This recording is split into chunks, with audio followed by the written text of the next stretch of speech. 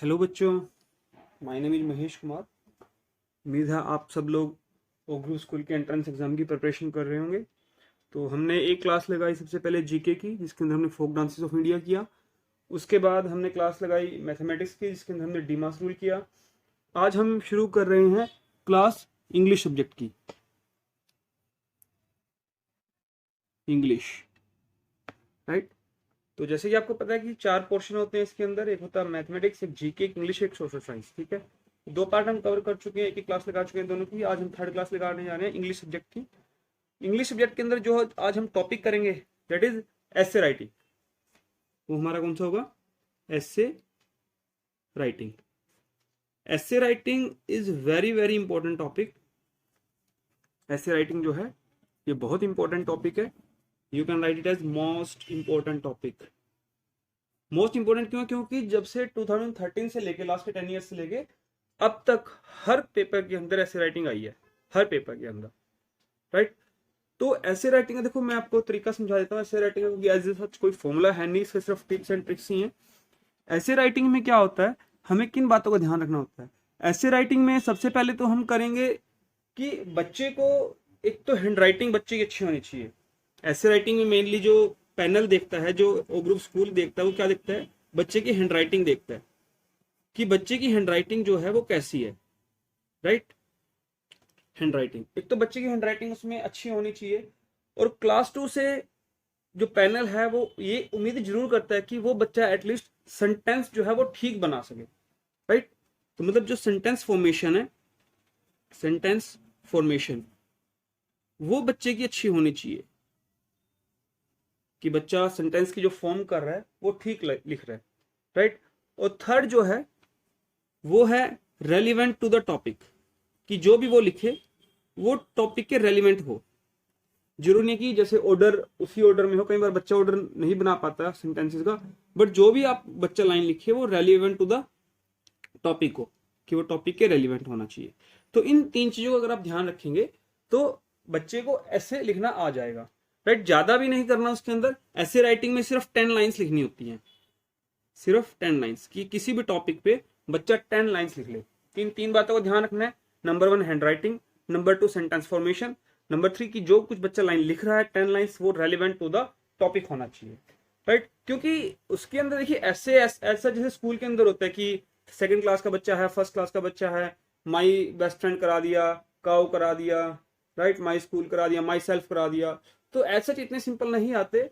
ओग्रू school का जो exam होता है उसमें वो बच्चे से ये उम्मीद करते हैं कि बच्चा अपनी तरफ से कुछ सोच के लाइन लिख सके। For example a visit to the zoo, कि जब बच्चा जू के अंदर गया उसने क्या देखा वो अपना एक्सपीरियंस उसके अंदर लिख सके।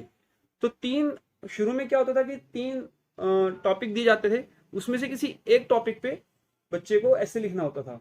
लेकिन जो इस साल 2022 में मार्च में जब एग्जाम हुआ बच्चे को, तो उसमें सिर्फ एक ही टॉपिक दिया हुआ था और उसी पर बच्चे को लिखना था, राइट। तो इस तरह day by day, year by year जो है वो एग्जाम टफ हो रहा है, बट उसी के अकॉर्डिंग हमें बच्चों की प्रिपरेशन भी करानी है। अब मैं आपको 2013 का पेपर दिखा रहा हूँ। 2013 के पेपर के अंदर जो ऐसे के टॉपिक आए, देखिए मैं आपको ऐसे के टॉपिक दिखा रहा हूँ। पहला ऐसे इसके अंदर आया, right 10 lines on any one of the following, right. कि आपको 10 लाइन्स लिखनी है किस पे? My best friend, my self, my neighbour. तो इन 3 में से किसी एक पर ऐसे लिखना था। बच्चे ने लिख दिया माई सेल्फ के ऊपर, राइट। तो किसी पर भी बच्चा ऐसे लिख सकता था।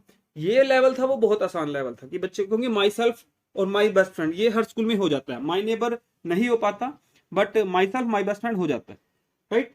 ये पेपर हुआ 2013 का। अब मैं आपको 2014 का दिखा रहा हूं। 2014 के अंदर जो ऐसे आया है,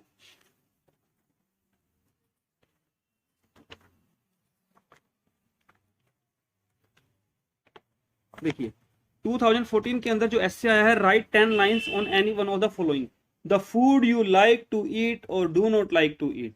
second is the most beautiful things you have seen. Third, describe your house. तो देखिए जो पहले 2 टॉपिक हैं, या थर्ड टॉपिक भी लीजिए, पहले 2 टॉपिक ऐसे हैं जो किसी भी स्कूल में ऐसे सच नहीं कराए जाते।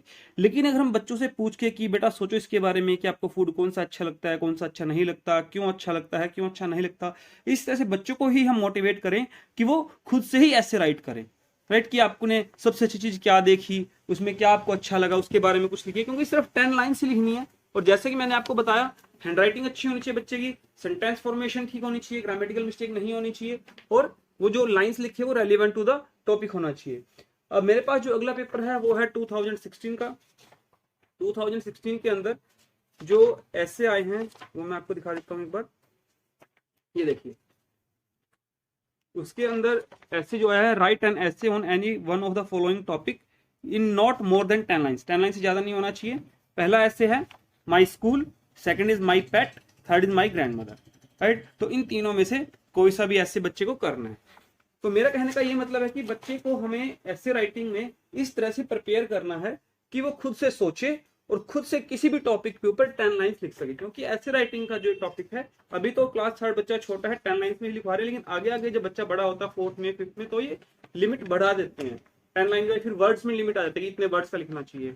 अब जैसे ये पेपर मेरे पास 2017 का है, राइट एन ऐसे on any one of the following topic, my state, my best friend, independence day. तो इन तीनों में से किसी एक के ऊपर बच्चे को ऐसे लिखना है। ये 2017 का पेपर था। उसके बाद 2020 का पेपर है मेरे पास, कुछ पेपर नहीं है। 2020 के पेपर में जो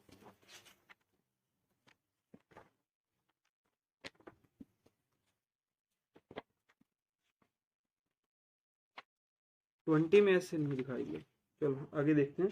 2021 में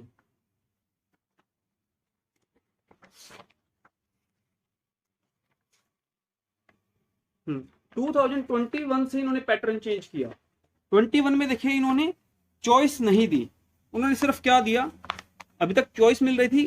2021 में उन्होंने बोला right a paragraph on monsoon season between 60 to 75 words. उन्होंने सिर्फ बोला कि मॉनसून सीजन के ही ऊपर लिखना है, आपके पास कोई चॉइस नहीं है, राइट। तो 2021 से पैटर्न थोड़ा चेंज होना शुरू हुआ, जिसमें पहले 3 सब्जेक्ट आते थे, फिर 4 सब्जेक्ट आने लग गए, और पैराग्राफ में भी पहले चॉइसेस आती थी, अब चॉइसेस नहीं आती, सिर्फ एक ही टॉपिक दिया है मानसून सीजन, उस पर आपको 60 to 75 वर्ड्स लिखने हैं, राइट। तो मानसून सीजन में बच्चे को आपको बताना है कि मानसून सीजन क्या होता है, उसमें रेन होती है, रेन में क्या क्या होता है, तो वो सारी लाइन बच्चे को खुद सोचनी है और उसके अकॉर्डिंग ऐसे राइट करना है। उसके बाद जो 2022 का पेपर है, 2022 के पेपर में जो ऐसे आया है वो देखिए, वो बहुत अच्छा ऐसे है।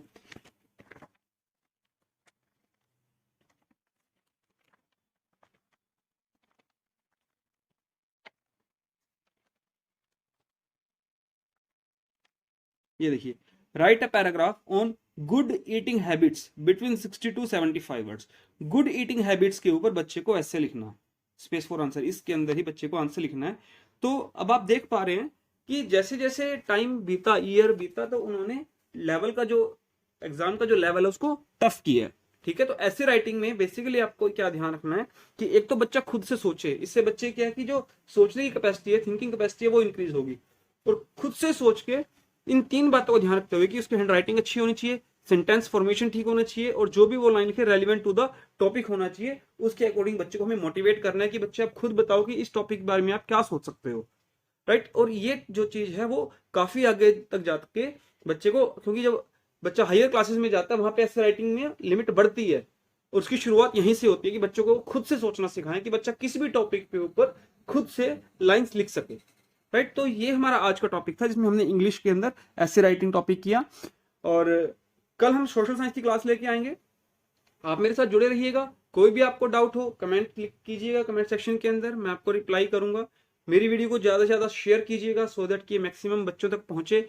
जो बच्चे ओग्रू स्कूल का एग्जाम दे रहे हैं वो भी इन वीडियो से हेल्प ले सकते हैं, और जो बच्चों ने ओग्रू स्कूल का एग्जाम नहीं देना है या नहीं फिल किया है बट वो प्रिपेयर करना चाहते हैं, नॉलेज को गेन करना चाहते हैं, उनके लिए भी बेनिफिशियल है। ऐसा नहीं है कि ये वीडियो सिर्फ जो बच्चे ओग्रू स्कूल की एग्जाम के लिए तैयारी कर रहे हैं सिर्फ उन्हीं के लिए बेनिफिशियल है। जो बच्चे सिंपल क्लास 2 में हैं या क्लास 3 में हैं, जो एग्जाम प्रिपेयर नहीं कर रहे हैं बट अपनी नॉलेज को अपग्रेड करना चाहते हैं, उनको भी यहाँ से हेल्प मिल सकती है, राइट। तो आज के लिए हम इतना ही करते हैं। Thank you very much, all the best for your exam.